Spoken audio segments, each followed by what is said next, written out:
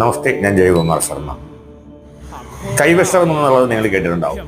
പക്ഷേ ഇത് അനുഭവിക്കുന്നവർക്കാണ് അത് യഥാർത്ഥത്തിൽ എന്താണെന്ന് അറിയുന്നത്. അറിഞ്ഞോ അറിയാതെയോ നമ്മുടെ ഉള്ളിൽ ശത്രുക്കൾ തരുന്നതാകട്ടെ, അല്ലാതെ അറിയാതെ നമ്മൾ കഴിക്കുന്നതായിട്ട് നമ്മുടെ ഉള്ളിൽ കൈവശം പോയി കഴിഞ്ഞാൽ എന്തെല്ലാം ലക്ഷണങ്ങളാണ് ഉണ്ടാകുക എന്ന് നിങ്ങൾക്കറിയാവൂ.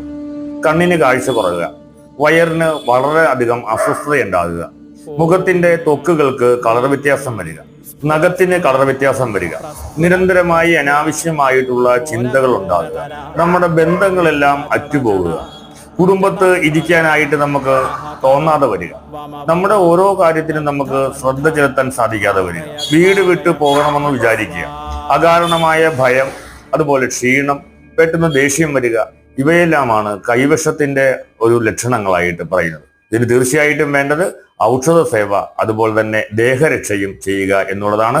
അത്തരം അനുഭവങ്ങൾ ഉണ്ടെങ്കിൽ